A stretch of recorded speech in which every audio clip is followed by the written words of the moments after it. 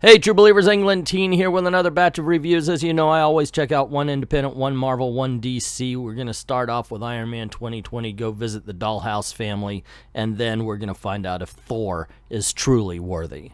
All right, with all that aside, let's get this party started. And as always, we start with the cover. It's Iron Man 2020. I'm really excited because I was a big Machine Man 2020 fan in the 80s, so okay, here we are. It's not as futuristic as they played it out to be, but the cover really kind of invokes that sort of feeling. And this is kind of what made me a little weary about what we were getting. It's like, okay, were we supposed to read this as the far future 2020 that we got from the 1980s, or is it modern day? So I didn't know the premise coming in. I haven't read the last few issues of Tony Stark Iron Man, so I don't know what's going on. So this is... I'm starting it off as open-minded as possible. Let's go. Take me away on your story there, Dan Slott. And let me tell you, I'm not an anti-Dan Slott person. I think he can write a decent story. I just think he's just chosen not to in many instances. Like, he could kick ass on Fantastic Four. He was messing up all over the place on Spider-Man. So it really is a roll of the dice as to whether we're going to get a good Dan Slott story or a bad Dan Slott story. And in this case, we got a story, man. There's some good things about this. I do like the villain of the story. She's like, hey, I own the country, or I own this new company, and therefore I own all the AI, and people are treating AI as if it is actually... human, if it's, real. And she comes in, like at one point they were listening to a cat because people were listening to a cat because the cat had an AI collar around its neck and they thought it was coming from the cat. And she goes, you guys have been following a collar.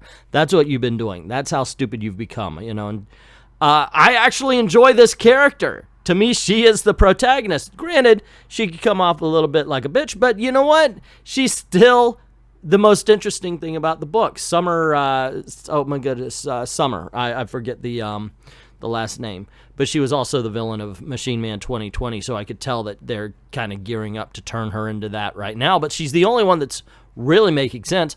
Iron Man is going around and destroying robots and so forth and so on. And, of course, Machine Man is leading a robot revolution to take over. And I'm thinking, really? So Machine Man, since when did he become a villain? That's, okay, I missed something because, I'm a big Machine Man fan. So it was kind of a shock. And I'm thinking, is this going to be one of those things? Because I know they're going to make Summer the villain, and Iron Man's kind of like her muscle right now, Iron Man 2020. So is it going to be one of those things where all along we see that Machine Man was right? And he's going to try to get Iron Man 2020 to go over to his side. That's what it seems like they're gearing up for. So, I'm not going to be surprised if that happens. The problem with this is just that. There's no real person to root for right now. Because you got Machine Man doing his I'm taking over the world with robots thing. And Iron Man 2020 is just muscle for who we believe is going to be the real bad guy. So, like I said, it's not bad, it's not good. If you read it, you're going to have read a comic book. And at least you could brag about that. Maybe if this is your first book, you could feel one way or another about it. But I doubt it's going to invoke any real kind of emotion from you in any way, shape, or form, depending on whether or not you have read a comic book before. Anyway, that's my take on it. Let's move on. Gotta admit, I love this cover. You've got a nursemaid holding a deformed baby while there's a bloody vagina behind them. Bet you didn't think they would get away with this in the 1960s, huh?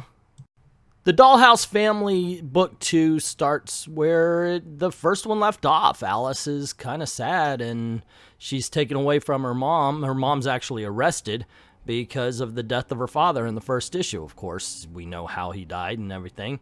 And Alice, she feels responsible while her mother is actually taking responsibility for it by going to prison. Allison goes to a foster house where she's beaten up by the house bully because she gets her own bed and she gets to keep her dollhouse and no other child gets a favorite toy.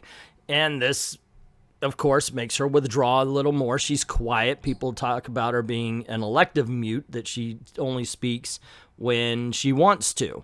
And then we, of course, learn more about the family that's in the dollhouse and a little bit of their history, how the man fell in love with the nursemaid, the whole 9 yards. It's a really interesting story, kids. I'm telling you, if you haven't read this book, you deserve to, man. Check this out. I've been loving these. I forgot what they're called, but yeah, I call them the Blumhouse comics because they really do feel like that. This does feel like it was taken from a script for a horror movie, for a low-budget horror movie at that even. There are some special effects here that can only be done in comics without spending a whole shit ton of money as far as everything's concerned, but really it is just a lot of build-up to a payoff at the end that has both story about the family and about the little girl and what's going on, the whole 9 yards, is really good. I don't know what else to say. I like the art in it. I like the color palette that they've chosen for it. Everything seems to be serving the story very well. I know that's not something a lot of people talk about, especially when there really does seem to be sort of a brown hue over everything. It just tends to work. I don't know why. It's like it almost works as a block between the viewer and the story, the characters in the story itself, which usually would work against it. But I don't know. It's just there. I gotta say, I kind of saw the ending coming, especially considering we see the bully watch Alice go into the house. You know, at some point in time, the bully's gonna repeat the spell and try to go into the house again herself. And we know what that would entail. And I don't know. Anyway, I've said it before. I'm saying it again. I'm just spinning wheels and trying to figure out something to say. It's a good book. So far, the Dollhouse Family is aces. And if you haven't checked it out, yo yourself this favor and to do so. Thor the Unworthy, #1, which actually turns out to be an anthology book. Yeah, it gets even worse than that. Look, in all honesty, the stories in here aren't horrible. There's one with Lady Sif, there's one with Beta Ray Bill and Sif, and there's a Thunderstrike one. None of them are horrible, in all honesty. I like the Beta Ray Bill and Sif one. In all honesty, the Lady Jane and the Lady Jane and Sif one wasn't bad as well. Thunderstrike I wasn't a fan of in the 90s, and it's cheesy. Sometimes you like a good piece of American cheese, and this is absolutely cheesy. But if that's your bag, man, check it out, I guess. I don't know. It's an anthology book, so they're different qualities. What's worse, though, is this ends up just being advertisements. See, every issue of these stories here, every story in the issue, I should say, is in a trade paperback, which is advertised at the end of the book. This should have been a giveaway. This shouldn't have been something anybody was paying for. And I'm not kidding. They should have just been handing it at the comic shop. Here, you bought this. Take an Unworthy Thor. Maybe you'll like one of these trade paperbacks. It's an advertisement, gang. And since it's an anthology, some are good, some are bad, and you take them both, and there you have the facts of freaking comic books. Anyway, I'm going to stop here, because at this point I would just be spinning wheels. You know if you would like this kind of stuff or not. If you like 90s Thunderstrike, you're going to enjoy getting that trade paperback. If you like stories with Beta Ray Bill, get that trade paperback. Lady Jane, get that one. Otherwise, and it actually, after all, and all said and done, I would just skip this book. Just go get the trade paperbacks.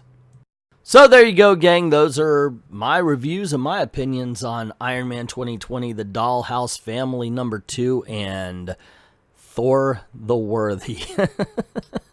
Have you read any of these? What do you think? Am I too hard? Am I too easy on these books? Let me know in the comments below.